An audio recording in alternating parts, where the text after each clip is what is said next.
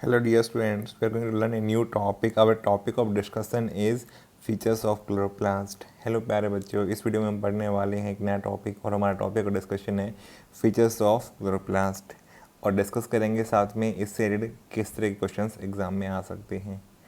My name is Deep Latar. I am going to explain to all this इन video को end तक देखना। Now let's start the video. Features of chloroplast. Chloroplast is the one of the type of plastids. Plastids are of three types. First is chromoplast, second is leucoplast and third is chloroplast. अगर आपने chromoplast leucoplast की video अभी तक नहीं देखी है तो आप उन वीडियो को वॉच कर लीजिए, फिर इस वीडियो को देखना। Now chloroplast is one type of plastid.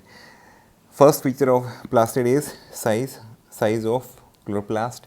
Chloroplast का साइज जो है यहाँ पे लेंथ जो होती है that is around 5 to 10 micrometre, 5 to 10 micrometre, और डायमीटर होता है 2 to 4 माइक्रोमीटर, 2 to 4 माइक्रोमीटर।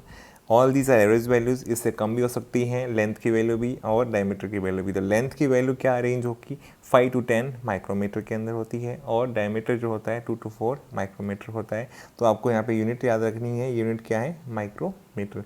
अब यहाँ से हमें कम देख सकते हैं कि क्लोरोप्लास्ट का साइज़ ग्रेटर देन माइटोकॉन्ड्रिया है, जबकि माइटोकॉन्ड्रिया का साइज़ जो देखा था उसको देखने के लिए हमें क्या चाहिए थी, एक स्टेन करने की ज़रूरत पड़ती है।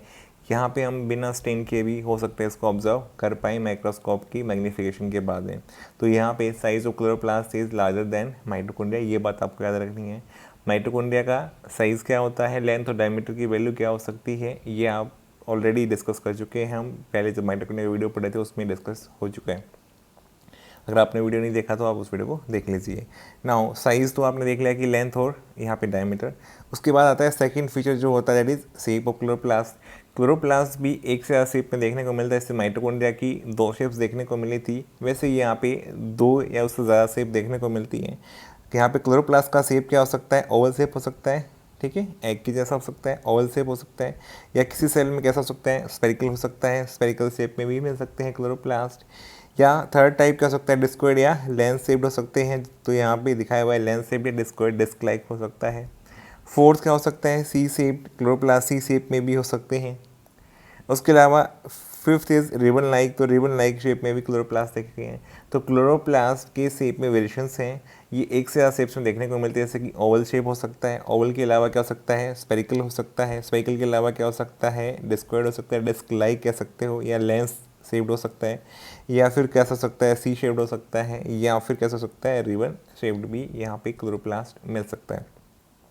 तो हमने अभी तक 2 फीचर डिस्कस किए। पहला हमारा फीचर ऑफ क्लोरोप्लास्ट रहा साइज, दूसरा फीचर क्या रहा, शेप, तीसरा फीचर क्या होगा, नंबर ऑफ क्लोरोप्लास्ट। और नंबर में भी क्लोरोप्लास्ट की वेरिएशंस होती है, जैसे कि माइटोकॉन्ड्रिया में थी। जैसे यहाँ पे हो सकता है बहुत कम नंबर हो क्लोरोप्लास्ट का सेल के अंदर, या फिर ज़्यादा भी हो सकता है।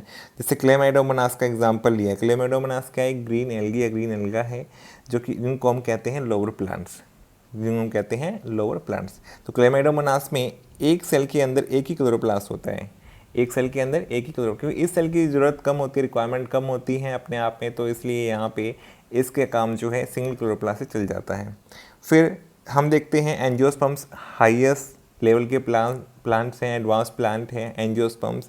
एंजियोस्पर्म्स की बात करें तो उनकी लीफ की सेल के अंदर कौन सी स्पेशलाइज सेल कहलाती है, लीफ सेल में मेसोफिल सेल। कौन सी, तो मैंने डायग्राम में आपको लीफ दिखाया है और लीफ के अंदर मेसोफिल सेल दिखाई है, मेसोफिल सेल के अंदर क्लोरोप्लास्ट। तो इन मेसोफिल सेल के बारे में हम डिस्कस करेंगे जब एनाटॉमी पढ़ते हैं, तो वहाँ पे ये सारा डिस्कशन आता है, तो हम वहाँ पे एनाटॉमी स्टडी करेंगे लीफ की, तो उसमें मेसोफिल सेल के बारे में डिस्कस किया जाता है। तो मेसोफिल सेल मिलती है लीफ के अंदर एंजियोस्पर्म्स के, तो उनका अंदर जो है नंबर क्लोरोप्लास्ट का कितना हो सकता है, 20 to 40 पर सेल। ये इससे कम भी हो सकता है, इससे ज़्यादा हो सकता है, this are the average values. तो यहाँ पे नंबर में वेरिएशंस देखी जाती है। क्लोरोप्लास्ट के नंबर में एक हो सकता है, जैसे क्लोमाइडोमोनास में हो गया, या फिर एक से ज़्यादा भी हो सकते हैं, जैसे कि 20 to 40 पर सेल हो सकता है मेसोफिल सेल ऑफ एंजियोस्पर्म्स की अंदर लीफ में, ऐसा देखा गया है। तो यहाँ पे थर्ड फीचर हो गया नंबर, तो नंबर में भी वेरिएशंस देखने को मिलती है। तो यहाँ पे क्लोरोप्लास्ट के बारे में ये सारे क्वेश्चन पूछे जाएंगे। जैसे कैसे क्वेश्चन आ सकता है, क्लोरोप्लास्ट के नंबर के बारे में आ सकता है कि मेजोफिल के अंदर कितना नंबर हो सकता है मेजोफिल सेल के अंदर एंजियोस्पर्म्स के, या क्लोमेडोमोनास में जो है किस ऑर्गेनिज्म में कम मिलेगा, तो एल्गी में कम मिलेंगे, लोअर प्लांट्स की रिक्वायरमेंट कम है तो वहाँ पे क्लोरोप्लास्ट का नंबर कम होगा, और एंजियोस्पर्म में ज़्यादा रिक्वायरमेंट है तो इसलिए वहाँ पे क्लोरोप्लास्ट का नंबर ज़्यादा होगा।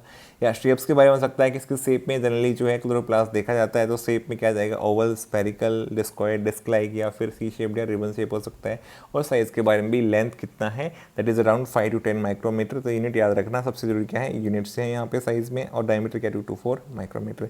तो क्लोरोप्लास्ट का साइज जो है ग्रेटर देन द माइटोकॉन्ड्रिया होता है। आई होप आपको ये सारे पॉइंट समझ में आ गए होंगे। तो वीडियो अच्छा लगा तो वीडियो को लाइक करो, कमेंट करो, चैनल पे नए चैनल को सब्सक्राइब करो। Thank you for watching the video.